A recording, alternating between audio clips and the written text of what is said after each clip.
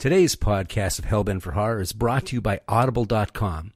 Get a free audiobook download and a 30-day free trial at audibletrial.com/Hellbent for Horror. Audible has over 180,000 titles to choose from for your iPhone, Android, Kindle, or MP3 player.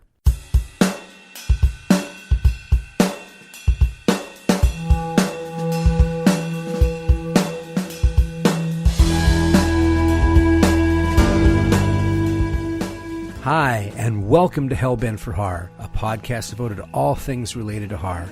I'm S.A. Bradley, and I'm a lifelong movie lover, but my heart belongs to horror. My biggest thrill, however, is getting to talk to people about this stuff. I really want to start conversations with you. So I found a silver lining to the ongoing cycle of horror remakes that are out there. Sometimes the remakes are so bad that they send me right back to the original movie, and it might be one I haven't watched in years. This happened to me recently after I watched the remake of Tobe Hooper's 1982 Poltergeist. I probably hadn't seen the original in at least 15 years. I liked it a lot when it first came out, but I kind of overindulged when it was on HBO. What I remembered about Poltergeist was that there were so many special effects in the film, it felt like a live-action version of the Haunted Mansion ride at Disney World, which is not necessarily a bad thing. There's a recorded voice that guides you through the mansion, and at one point he says something like, "We have 999 ghosts here, but there's always room for 1,000. Any volunteers?" Or something like that. I thought about that voice when I watched Poltergeist, because even though Steven Spielberg and Tobe Hooper packed the film with what felt like 999 ghosts, a new ghost had snuck into the film without them even knowing it. That ghost shows up in the first shot of the movie. It's a close-up of a television screen. The Star-Spangled Banner plays. We see the American flag. When the music ends, there's a brief moment of black, and then there's an electronic snowstorm on the screen. There's this hiss of white noise. That white noise is like ectoplasm. The ghost is the empty television airwaves behind it. It might be hard for anyone under 30 to remember a time when TV went to bed with the rest of us, a time when information, entertainment, they weren't 24/7. The world could wait. Almost 60 years ago, those empty airwaves gave birth to a very American entertainment. It would not only make monster movies popular again with a new generation, but it would also create a new horror icon. This is a story about how the decline of the studio system in Hollywood and television's growing pains accidentally created a homegrown cultural phenomenon. If you were a kid growing up in the United States between the late 1950s and the late 1980s, you probably watched a TV program that showed nothing but old horror movies. Even though the show was geared towards kids, it showed at midnight on the weekend. It might have been called Shock Theater or Creature Features or Chiller Theater. And the show probably had a host with a name like Ghoulardi or Zachary or the Ghoul or Vampira. The show was live. Anything could happen, and if you didn't stay up, you'd miss it. This was the wacky world of shock theater shows and horror hosts, and as silly as it all might seem, these locally produced programs with very low budgets influenced the creation of famous monsters of filmland. They cemented the Frankenstein monster and Dracula as multi-generational cultural icons, and they inspired a bunch of kids who would grow up and create the modern horror movement as we know it. Yes, the revolution was televised, but only if you could sneak out of bed and watch. Most of the cool cultural movements aren't planned. They seem to be made by accident. They grow out of an opportunity created to fill a void, or when someone's trying to make a quick buck. Take comic books, for example. In the 1920s, newspapers see their readership flatline. There's no new revenue. So they try to make extra money off their old comic strips in the funny pages. They collect them in bound volumes, and they print them on cheap pulp paper, and then they sell them on magazine racks. Even though these books are just reprints of the old strips, the new format flies off the racks. Kids and immigrants eat them up. The publishers of the pulp magazines not only see the newspapers invading their territory, but they also see the money being made. So they decide they can do it too. Since they don't have comic strips, they decide to make their own original characters, and the comic book is born. Here's another example: punk rock. In the early 1970s, New York City goes bankrupt. Entire neighborhoods of the Lower East Side are abandoned. Starving artists, musicians, they move into the Bowery and squat in empty buildings. Now, a guy named Hilly Crystal opens a bluegrass club that'll have live music while people dine.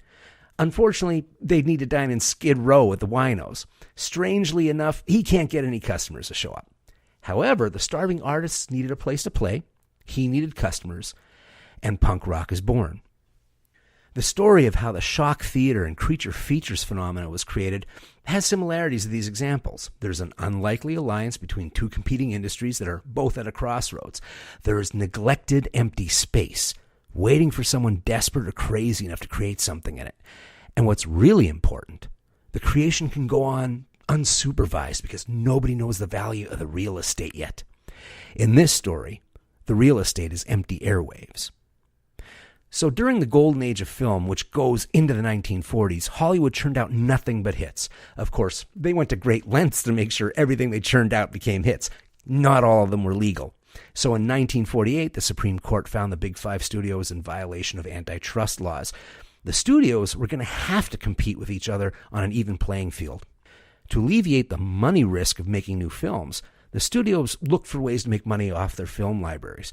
Universal Pictures focused on licensing their older films to smaller distributors, and they would sell the movies to drive-ins and matinees. They didn't even think about creating a division for television, and why would they? TV had been around since the 1920s, and it was buggy and expensive. It didn't have radio's power. However, after World War II, things happened pretty fast. Improvements in technology, improvements in manufacturing dropped the price. So in 1950, nearly 10 million homes in the U.S. had televisions already. By the time the studios noticed the threat, they'd already lost a big chunk of their audience. The Big Three, ABC, NBC, and CBS, created world-class entertainment from 7 o'clock in the evening to 11 o'clock in the evening. It went out free to anyone who had a television and could pick up the VHF signal. The Big Three owned and operated television stations in New York City and Los Angeles, but there's a lot of country in between the coasts. So what they did is they licensed their brand to independent television stations across the U.S. and made them affiliates. Now, for the most part, these independent stations were locally owned and family run, and they were just being built. There was no robust independent television out there. These first independent stations were the real barnstormers. They saw a future in TV and just hoped they could get a golden ticket, and that was affiliation. As affiliates, they'd get 4 hours of live prime time from their parent station, but they'd be responsible to create product for the remaining hours of a broadcast day. In 1954, a broadcast day went from 7 o'clock in the morning until 2 o'clock in the morning. No budgets, no professional talent, at least 7 hours empty air. What the hell do we put on? Meanwhile, back in Hollywood, revenue is slowing down for Universal. That stopgap of licensing to small distributors, it's dwindling away. The studio executives start brainstorming on how to catch up with the television game. Their answer comes in the form of a giant ape. On March 5th, 1956, King Kong showed on network television for the first time. It was a huge rating success. So Universal took a chance to see how their old horror movies would do if they showed them. But they need someone with TV experience to do it. Columbia Pictures had wisely invested in TV early, and they created Screen Gems. So Universal made a deal with Screen Gems to have them distribute their old films for TV. Screen Gems saw what was in the catalog, and they wasted no time. In 1957, they released the Shock Package. Now, the Shock Theater Package consisted of 52 horror and mystery movies from the Universal vaults. It included the original Frankenstein, the original Dracula, the Mummy, the Wolfman, the Invisible Man, and some of their sequels. Screen Gems was betting on the strength of the original Universal monsters to bring customers. I mean, who wouldn't want to be the first station to premiere the original Frankenstein on TV? And Screen Gems had a brilliant marketing strategy to go with it. They certainly needed that once you looked at the rest of the movies in the package, but I'll get to that later. Screen Gems created a huge press book to send to prospective buyers. The press book was an act of genius in itself. It was so full of exploitation showmanship, the 40 Thieves would have applauded. The marketers really got into the spirit of the material. They called it shock showmanship.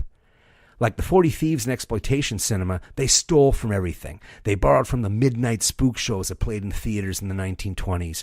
They borrowed from radio shows like Lights Out. They took ideas from EC Comics like Tales from the Crypt and House of Mystery. And they were crazy imaginative. They suggested ideas like having a premiere party in the studio decorated like it was a haunted house, or use a real haunted house if there's one available. The premiere should be at midnight, and a good party would have the lights go out, have a staged murder take place, and have ghouls pop out of rental coffins. Amazing. And the suggestions didn't stop with a premiere. They also talked about external promotion. They suggested that the owners have someone dressed like the mummy and have them escape from the Egyptian room at a local museum in the middle of the day. They wanted station owners to talk local furniture stores into displaying an electric chair in their windows and then stage mock electrocutions. I don't know about you, but if I went into a furniture store as a kid and I saw an electric chair, they would have a customer for life. But the single greatest suggestion that the shock package gave was the creation of a specialized MC, someone to introduce the shows and commercials with flair, something called a horror host. Of course, this was also a borrowed idea. There had already been 2 horror hosts on television by 1957. The most famous was Vampira out of Los Angeles in 1954. Mayla Nurmi was a dancer, an actress, a pinup girl. She created Vampira for a contest. She was discovered, and they built a TV show around her. Even though she was only on the air for a year, Vampira made the pages of Life magazine. But even earlier, back in 1950, Chicago's Swami Drana Badur hosted the Murder Before Midnight show for 2 years. The Swami, he was played by a TV announcer named Alan Harvey. In 1957, the shock package sold to 78 affiliates across the country. Now, a lot of the stations followed the template that was in the shock press book, but it was only in veneer. Each show was distinctly its own thing, flavored by the neighborhood it lived in. The hosts and the technicians were local talent. For the most part, everyone was learning on the job, and they were doing that by working kid shows, talk shows, cooking shows, and local news during the day. Now they're going to do a show at midnight, live. In true barnstorming fashion, the station turned to its own talent for a host. A lot of these guys were announcers or weathermen or whoever was the cut-up at the office parties. They needed big personalities, quick thinkers, especially when you see what movies were included in the shock package. Over half of the films were, shall we say, turkeys. Who can forget The Pillow of Death or Danger Woman? I'm sure that the producers and the horror hosts died a little when they watched these. But I also think that the quality of the movies helped create the mood and attitude of the shows. Most of these guys were not professional actors. They were doing this for the extra paycheck. So this was either going to work or it was going to crash and burn. And then it was just back to the day job. And I think the idea that they were on at midnight and nobody from upper management was really watching, it allowed them to try anything and be goofy and creative. And because of all of that, these guys just couldn't help but have fun. And their fun was contagious. They were vulnerable, they were goofy, passionate, just like us. We fell in love, warts and all. So here are some of the pioneers, the first generation guys that started in 1957. There was Marvin on Shock Theater. Marvin aired on WBKB for 2 years. Marvin was played by Jerry Bennett. He started as a ventriloquist. Now, Marvin wasn't a ghoul. Marvin was crazy. He wore a black turtleneck and Coke bottle glasses that gave him bug eyes. Marvin's innovation was shooting mini movies where he went into the neighborhood to cause trouble. Most of the mayhem was done on his wife, who was known only as Deer. He'd kill her at one break, and she'd be back the next break to die all over again. And then there was Morgus the Magnificent. He has the distinction of being the first horror host to be a hit in 2 different areas of the country, Detroit and New Orleans. Sid Noel played Morgus as a demented scientist. Now, the character was originally a weatherman, literally, for the weather report on the news. Morgus was popular with the viewers, so when House of Shock was created, he just jumped right in. It's a testament to how fun and likable Morgus was that he could play equally well in the North and the South. And between the 2 states, Morgus ran until 1986. And then came John Zacherle's dual creation, known as Roland in Philadelphia and the legendary Zacherle in New York City. John Zacherle started as an actor in a Western show for WCAU Philadelphia. He got the job hosting Shock Theater as Roland. He wore pasty makeup and he dressed in an Undertaker's tuxedo and he always scowled. It just made everything funnier. Kids and teenagers loved him. His Shock Theater was groundbreaking in its irreverence. He would pretend cauliflower was a brain and he'd cut it up on TV. He electrocuted and blew up vegetables. He had a big ball of Jell-O that was his pet amoeba. The show was so popular that they would do 92 shows in 1 year. When he moved to New York, Roland became Zacherle, and his irreverence extended into the movies themselves. Zacherle used camera effects to insert himself into the movies as it played, so he was mocking the action from inside. There were a lot of on-camera errors because it was a live show, but that was part of the fun.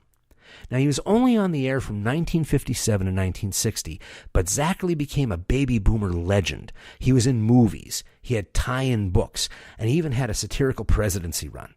After Shock Theater, John Zachary went on to narrate cartoon shows and the horror show Chiller in New York, as well as many other things. My favorite tidbit is that he's the voice of Elmer in Frank Henenlotter's horror comedy Brain Damage. I like that. All of these shock shows did huge business for the affiliates. Ratings were high. Fan clubs started for every one of these hosts. But what they also did was they created a huge audience for the classic Universal monsters. Horror movies are not shown on television very often. Because of these guys' shows, a new generation discovered the greatness of Frankenstein and Dracula. These old monsters became a craze once again. Kids bought movie posters and Halloween costumes and monster model kits. They were as popular as they'd ever been.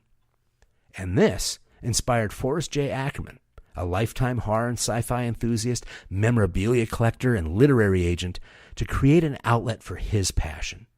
He felt the time was right for a magazine to tell the history of horror and science fiction, and he was just the guy to do it.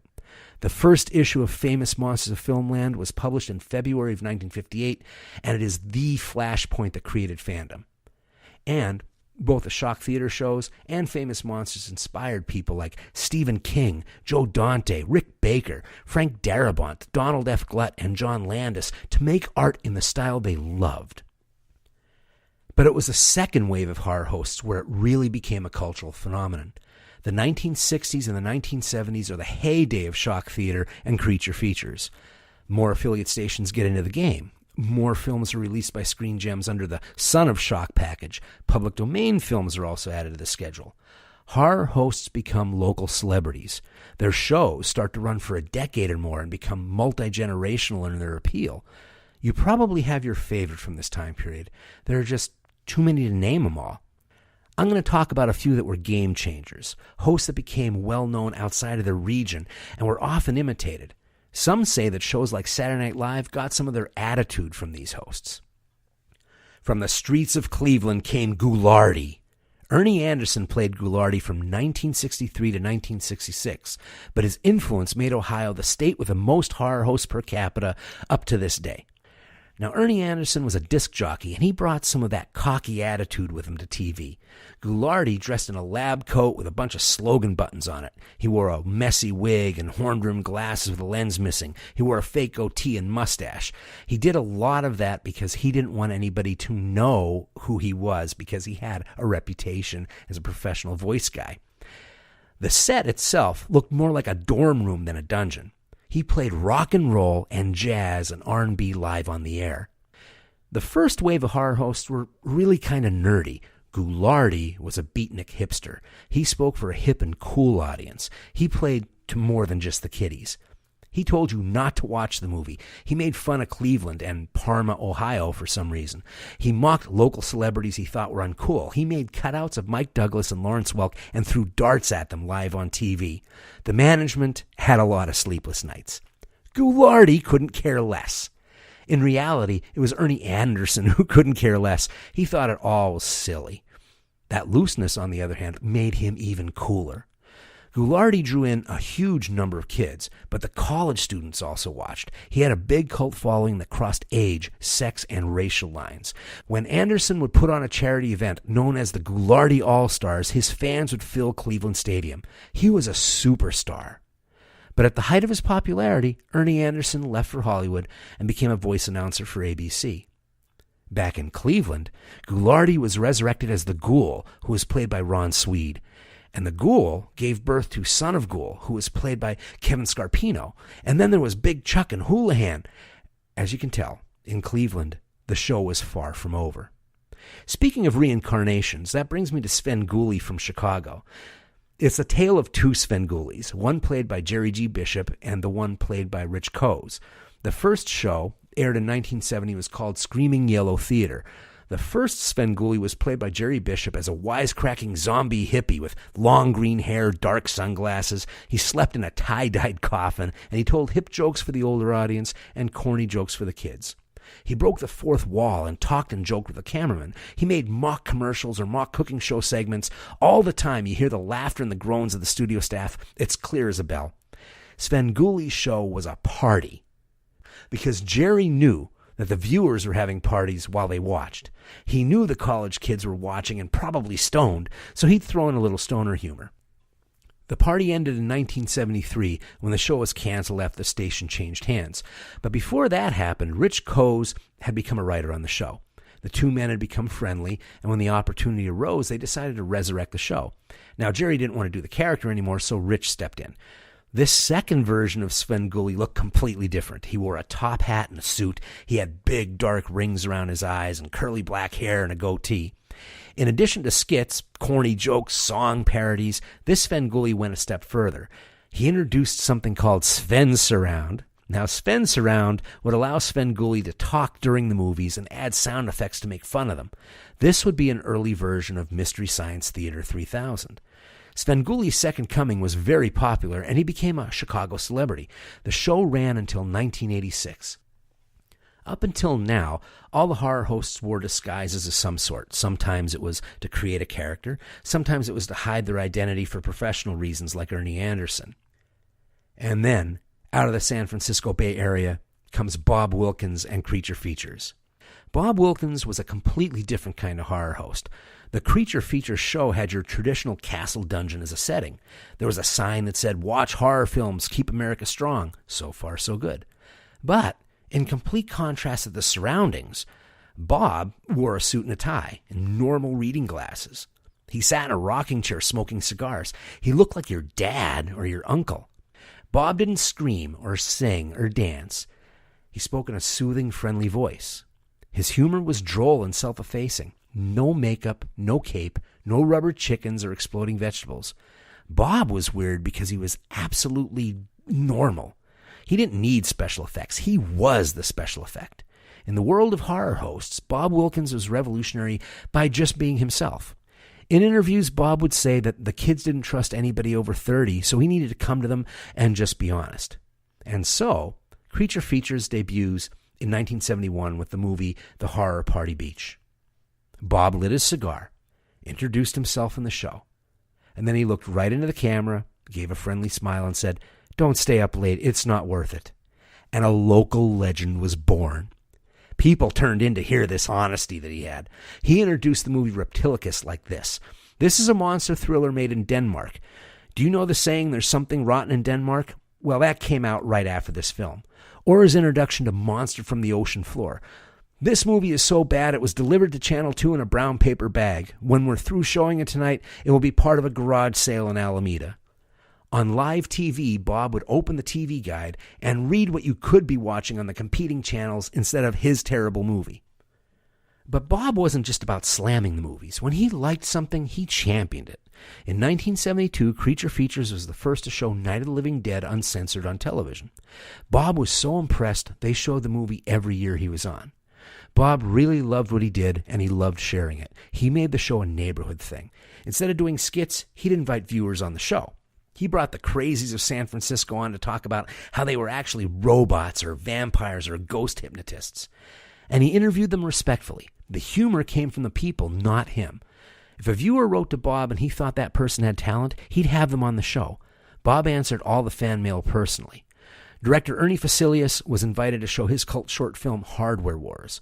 August Ragoni, now one of the most highly regarded historians on Godzilla, Kaiju, and all things Ultraman, got his start on Creature Features because of a fan letter. When Bob left the show in 1979, his replacement was John Stanley. Incidentally, John Stanley was a viewer who wrote Bob to tell him when he got facts wrong about the movies. Bob made him the horror historian for the show. Now, John Stanley was his own man, and he changed the show to fit his strengths. John was a filmmaker, so he made mini-movies that parodied classic films. His encyclopedic knowledge of horror films made the show a must-watch for fans, and it also attracted celebrities like Christopher Lee to come in for interviews. John Stanley also went on to write the popular and influential Creature Features movie guide and its multiple editions after the show ended. And the show ended too soon. In 1984, the general manager canceled Creature Features, despite the ratings being stable. This was a trend across the country that became an epidemic. The shows were being canceled and infomercials took their slots. money-making machines with no overhead. The shows that survived the initial cut, they were pushed to 2 o'clock in the morning slots until they died off. What happened was simple. Everybody finally realized how much the real estate was worth. And in a few short years, with cable television and CNN and satellite television, empty airwaves went extinct. So that was the end of shock theater and horror hosts, right? Well, you'd think so. However, an entire generation of fans didn't want the party to end. Even without empty airwaves, even without a studio behind them, a group of fans decided to become the next generation of horror hosts. The owners of the affiliate stations were the early barnstormers. The horror hosts themselves are the modern barnstormers. A key figure in this resurgence is a longtime veteran of horror hosting, Count Gore Duvall, played by Dick Dysel. After his long-running show in Washington, D.C. was canceled in 1987, Gore Duvall continued to make public appearances and look for a new medium to play in. In 1998, Count Gore Duvall became the first horror host to have a weekly streaming show on the internet. He's now done over 900 shows. Dysel spread the word. He used the internet to create the Horror Host Underground, which let the horror hosts in different areas know about each other and then network. The hosts started to promote each other and work together on episodes. There is always a new technology to exploit until the money guys figure out what the real estate is worth. The way the new generation of horror hosts gets out there reminds me of pirate radio. They get their work out there any way they can, in the international waters. There's no reliance on one avenue. Streaming on the internet, public access channels, live horror host shows done in theaters, in other words, taking it back to the spook show, syndication on independent channels, YouTube, Roku, a technology to be named later. As of today, the Horror Host Underground lists 64 active horror hosts in the U.S. It's a mixture of new hosts and veteran hosts who have revived themselves on new media. You can see the full list on spookyfests.com/HTML/hosts. Here's some I appreciate. Cinema Insomnia with Mr. Lobo. His catchphrase is, "They aren't bad movies, just misunderstood." Cinema Insomnia started in 2001 on an affiliate station. Over the last 15 years, it has appeared through every incarnation of new media outlets. Mr. Lobo dresses in a suit like his idol Bob Wilkins. His set is minimalist. Okay, it's a black background. He uses the low budget as an advantage, turning his zero-budget limitations into comic material. The show works because of his quick wit, his absurd humor. He also has hilarious fake commercials. You can watch Cinema Insomnia on Roku streaming channel OSI 74. Carlos Borloff and Monster Madhouse. Madhouse is an appropriate word for this show. Carlos is the host. He's the leader of a motley gang that basically throws a barely contained rock and roll party that celebrates monster movies. Every show I've watched feels like the homecoming parade scene in Animal House. Catch the Madhouse on Roku, OSI 74. And this is just touching the surface. What about Dr. Sarcophagi, the first and only African-American horror host? Or A. Ghastly Ghoul? Or the husband and wife team of Butch R. Cleaver and Ann Cleaver on Meat Cleaver Theater? Or the resurrection of Sven Gulli in syndication? Ah, but the sun is coming up and the crypt must close. These are stories for another day. Remember to watch horror movies. Keep America strong. Stay sick, group.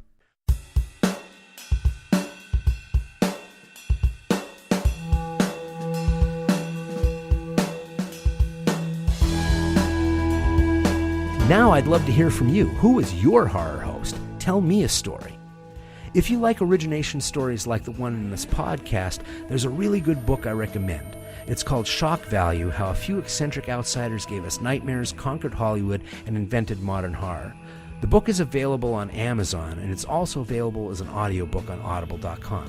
For you, the listeners of Hellbent for Horror, Audible is offering a free audiobook download with a free 30-day trial to give you the opportunity to check out their service. To download your free audiobook today, go to audibletrial.com/hellbentforhorror. If you like the show and you're curious about audiobooks, sign up for the service through Hellbent for Horror. It helps make this podcast sustainable for me, and I thank you in advance. That's audibletrial.com/hellbentforhorror, and you can listen to Shock Value today. Thanks for listening, folks. Hellbent for Horror was written and broadcast by me, S.A. Bradley, and produced by me and Lisa Gorski. You can subscribe to Hellbent for Horror on iTunes and Stitcher, and if you like the show, please consider writing a review on iTunes or Stitcher. It really helps. You can find more on our Facebook page at facebook.com/Hellbent for Horror, and I'm on Twitter at Hellbent Horror. You can also find more info on my website, hellbentforhorror.com. Till next time, stay hellbent.